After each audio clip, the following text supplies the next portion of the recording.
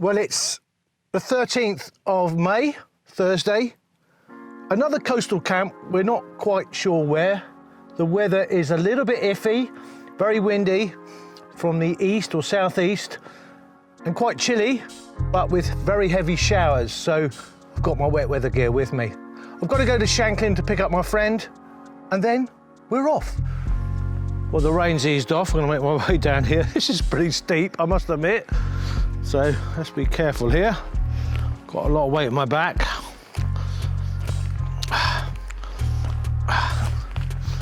And also, I've only got one hand, obviously. It's not exactly Anakiga Ridge, but it's not easy to get down because it's greasy. Lucky there's a fallen tree here. Done it. I'm not feeling that good today. Had a COVID jab. My second one, AstraZeneca. First one, no problem. This one, been feeling quite rough. Cough, stomach ache, everything. Now it could be something not to do with the COVID jab, but I don't get ill very often. So I'm thinking, or I made a false correlation maybe, that it is the COVID jab. But I'm not feeling brilliant. I don't really want a long walk in, so we decided on a shorter walk in for this area of landslip here, which means the land's on the slip. As I said in previous videos, this is under the cliff, called the undercliff. There's a big cliff behind us, so it's an inland cliff. And because water percolates from underneath the cliff, it's pushing all the land downwards. Just to give you a rough idea of the nature of this place. These are the streams that permeate from the underneath of the cliff that come down through. They're very numerous around here. As I said, that causes the clay to move forwards. It's raining at the moment, by the way, as well. I'm getting slightly wet, though we're in the woods. Another stream there. There's streams everywhere. Wild garlic, I'll eat some now, actually, because I do like it. It's not like the garlic that you get from a shop. The bulbs are not edible, it's the leaves that are edible on ransom or wild garlic. And they're salad leaves, really. You can't really cook them. But yeah, absolutely lovely. Taste of garlic initially, and then it comes across to a slightly bitter taste, not that bitter. I've done it in other videos, but I've been eating ransom leaves or wild garlic leaves since I was a kid. And the smell around here is really strong. Another stream coming down as well. There's streams everywhere here. So you can understand the problem with this whole land being on the move, basically. Yeah, yet another stream. They're everywhere. We're coming towards the coast. I've always been fascinated with this tree here. Let me zoom in a bit. It makes for a great photograph if you get it in the right place with the sun behind it, but you can just see the sea in the distance and a cow lying down. Officially the path's closed. It used to be the coastal path. Obviously, I'm breaking a bylaw. I don't know if it's a criminal offence or it's a civil offence or a tort, T-O-R-T. We're going down to Binnell Bay, B-I-N-N-E-L, and it's a lovely little area. There is a wild camp site down here that's used by lots of people. I was down here the other month and there's a lot of young people in there. I say young, for me they're young, they're in their 20s. It was great to see them camping. So it's very popular, but it's not the weekend. Despite COVID, most people are back at work now and most people are back at school, so there might not be people down there. There also might be people down there. We might have to move on. These are the old steps. The general public have put these little ropes in. As I said, this path is closed, but it's nice that people do things like this. In the winter, it's very muddy down here, but it's all right at the moment, actually. And hopefully you can hear the sea. The Isle of Wight, despite looking like someone's back garden sometimes, it's a very beautiful place in summer. It's still got these wild places. More rivers flowing into the sea. The camp's over there. We're going to have a look at the site now. And this is, I say, a very short walk in to a very beautiful place, even though it's very cloudy. But I honestly don't feel very well today. Normally, I love to walk. I'm more of a walker than I am a camper. That's the truth. But honestly, today, I just want to camp.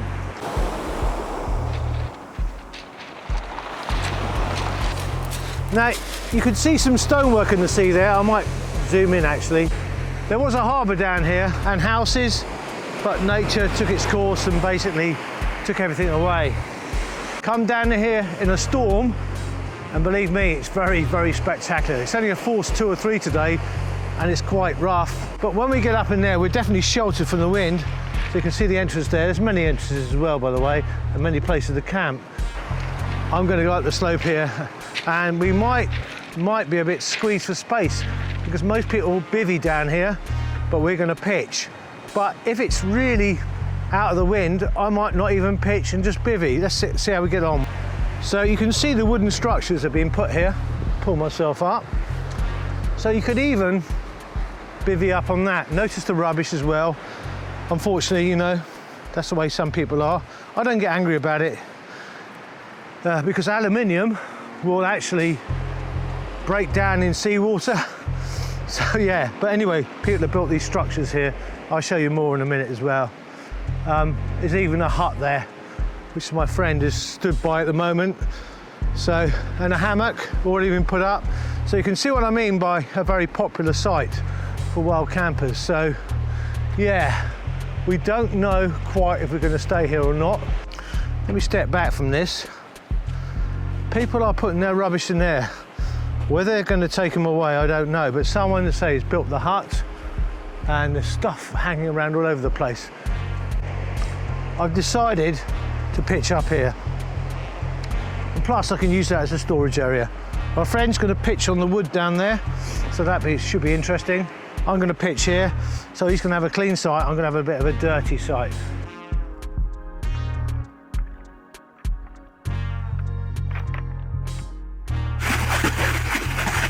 So this is the hydro pack. I'll just take it to pieces. 1 litre lid, you can drink from it. But of course, I need to fill up with proper clean water. So, Braille Geopress. All you have to do, take the top off. You don't have to take the top off, but it just helps. And you pull the inner out, like so. Quite hard, takes a bit of force. There's the filter. You fill up this one, like so. That right. Then you literally press it down. I'm sticking around here. Keep pressing it down. It takes a bit of force. You just use your body weight. It's absolutely fine.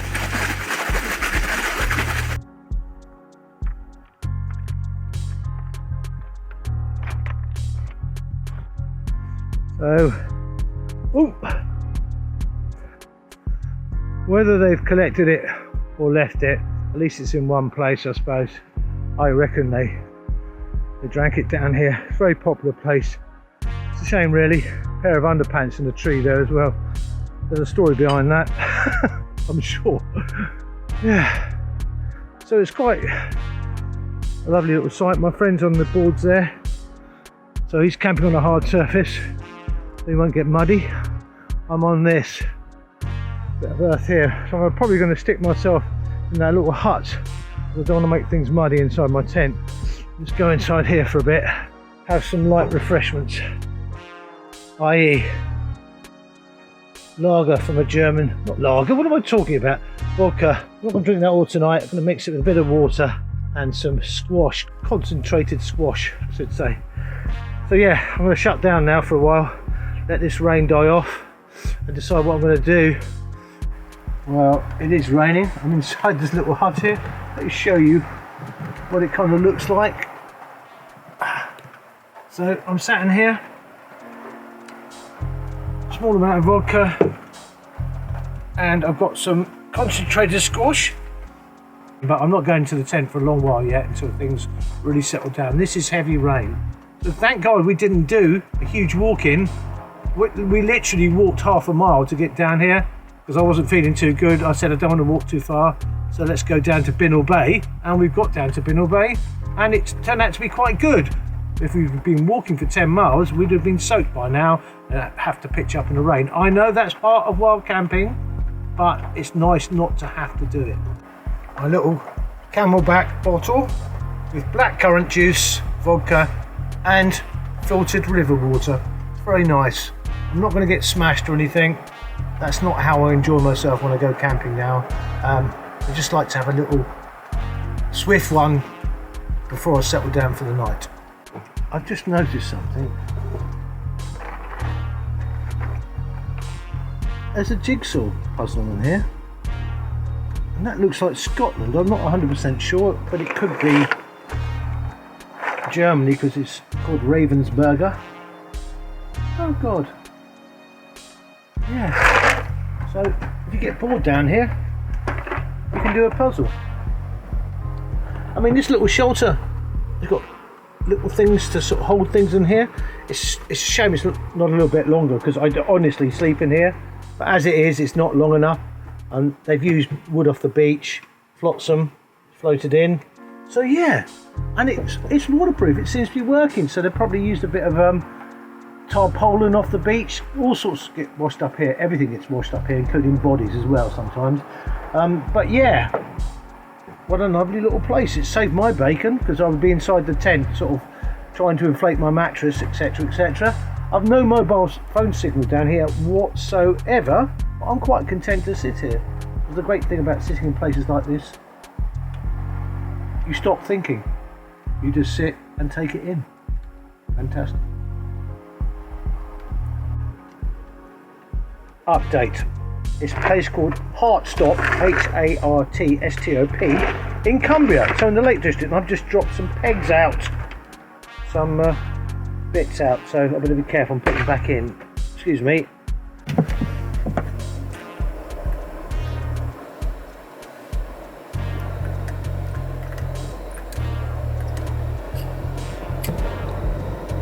Probably a bit too much that. Right, pot, food.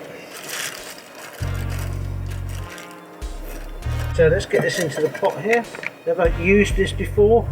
When I say never used it, I've never used Wayfarer, so it's all very new for me. I normally just buy stuff from the supermarket, but this is proper, well, meant to be proper food. So, well, I don't know if you can hear the sea. It's really noisy. I actually don't like sleeping next to the sea. It's particularly rough here, particularly rough tonight, even though the wind's dropped. I think it's from the southeast, the wind, so it's blowing straight into the bay anyway. I haven't actually got into bed yet. I probably will do in a minute. I'm trying to charge everything up. It's really difficult in environments like this because it's very dusty. The minute it rains, it turns into mud. It's not like camping in moorland or on top of a hill somewhere you've got grass and you might get a little bit muddy. I've got to be really careful I don't bring mud into the tent and into the sleeping bag. That's why I always sleep in a silk liner. The fact it's silk is irrelevant really, just to keep the inside of the bag hygienic, because I don't believe in washing sleeping bags until you absolutely have to, especially down ones. Whereas synthetic ones, yeah, that's no problem. Down ones, I always say every time you wash a down sleeping bag, you're decreasing its lifespan by a certain amount. Anyway, let's try and get some sleep despite this noise. Well, it's 7:15. I had an okay sleep actually. I've not put my wireless speakers on, so the sound's not brilliant. It's just coming straight from the camera. I apologise, but I need to go outside, i.e. I need to attend to a call in nature. But yeah, I've had a good night, and I've got nothing to eat this morning because I don't do breakfast. We're going to sort of hang around here for a bit actually, let things dry off, and then make our way back to the car. I'll show you more of the beach when I get up and get moving about and show you the area. It's an interesting area. Okay, see you later. Not a bad view, is it? Across there, the sun's risen over there. That's the east, and that's the west, obviously. And that's south, that's France. Sometimes you pick up French radio here better than you pick up actually British radio. Our radios didn't work down here at all. We couldn't pick up the French radio. You need to be a little bit higher. So it's better to pick up French radio here, or music stations, than it is to pick up the British stations. Yeah, so France is about 60 miles away, not that far away. And Jersey's obviously that way as well. You do see the liners and ferries coming through quite a lot here. I saw one last night. What am I going to do for the rest of the day? Well, I want my tent to dry out and I'm not in a rush. So I think I'm basically going to go up the shop now and get some food. I'm going to show you something here. This is a Lecky walking pole, which I've got some guy ropes for, and it's a tripod. The actual mount at the top, I put my camera on, so I might get a ball head for it, and you can just put this back on, like so. So yeah, it's really good. Try getting hold of them now though. They're very, very rare to find. They don't seem to make them anymore, so I paid for the nose for this I should say. So I thought of a way of turning it into a tripod. I thought it's easy, a few guy ropes and you've got yourself a tripod. So yeah, I really like it. The pole's not as light as I would like, and it's very expensive. I think by itself it's 70 odd quid, so two of them is 140, and some are more expensive than that depending on the retailer. So yeah, it wasn't cheap getting this, but well, I can use it as a walking pole and also as a tripod. So I'm kind of quids in some ways and quids out in other ways because of the damn price of it. Well, my friend camped here last night. The rats came in, ate through his ground sheet and his fly sheet, and he's in the tent to get to his food. He heard them, got out of his tent, they ran off. He hung his food up there. Just to show you, he's down on the beach there. What a fantastic view. Although I did not enjoy this on many levels because it's so dusty it turned to mud. But you can see what a lot of people have done here, but they left the rubbish behind. There's rats everywhere. So from a wild camping point of view, I did not enjoy it at all. But you know, it's still nice down here. I still think it's a fantastic place.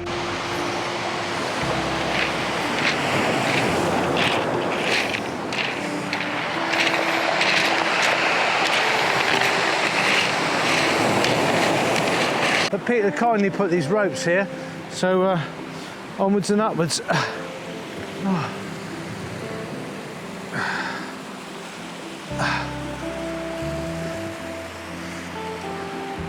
It's an unusual area. I think the nearest I've seen to it is the landslip between Lyme Regis and Seaton. Very similar, but this is better in my personal opinion. Well, that's it, I'm nearly back at the car. Well, I hated it last night. Looking back now, I think it's not that bad, but I won't go back there. Mud, rats, rubbish, not good. It's different to watching telly in your house overnight and going to bed. So I'm glad I did it, but I'll never go back there. So the car's just up there. My friend wants to go home, he's feeling ill, a bit like me now. There's a virus going around. I don't think I've got COVID. I've had both my jabs. At first, I thought it was my second jab that made me ill, but I think I caught off a friend that came down from the mainland. So, you know, people from the mainland don't always have viruses, by the way. So, yeah, overall, not bad.